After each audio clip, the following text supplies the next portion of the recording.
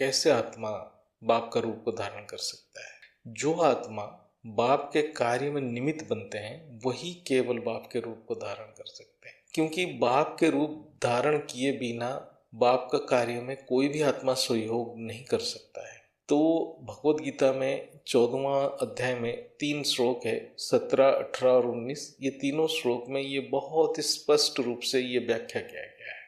तो हम वो श्लोक का यहाँ दोहराएंगे नहीं, उसका अर्थ को समझेंगे और हम ज्ञान के उस पॉइंट को समझेंगे, और इसमें हम समय विलंब नहीं करेंगे कि भगवत गीता के हिसाब से सत्वगुण ज्ञान के प्रेरक है, रजोगुण अहंकार यानी लोभ और सारे भोग की प्रेरक है, तमोगुण प्रमाद और मोह को उत्पन्न करता है। बहुत स्पष्ट रूप में लिखा है। ज्ञान कहाँ से मिलता है? आत्मा ज्ञान की ओर तभी जाता है जब उसमें सत्वगुण मतलब प्योरिटी डेवलप होता है।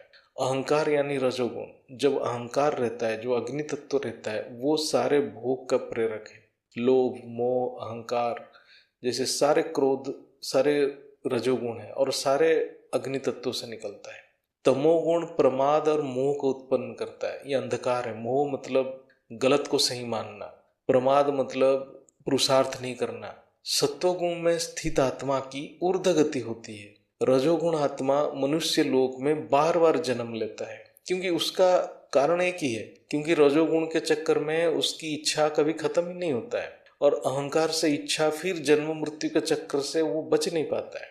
तमोगुणी मनुष्य अधपतन होता है, नीचे चला जाता है, बहुत ही निचली योनि में जाता है, राक्षस ऐसे आत्मा बनता है, ऐसे जन्म में जाता है। लेकिन जब परम ज्ञान से विवेक बुद्धि जागृत होता है, आत्म बुद्धि जागृत होता है, तो आत्मा तीनों गुणों से ऊपर अपने स्वरूप को देखता है और साक्षी दृष्टा बन जाता है और जान जाता है और समझ जाता है कि सारे कर्म प्रकृति के गुणों द्वारा ही हो रहा है।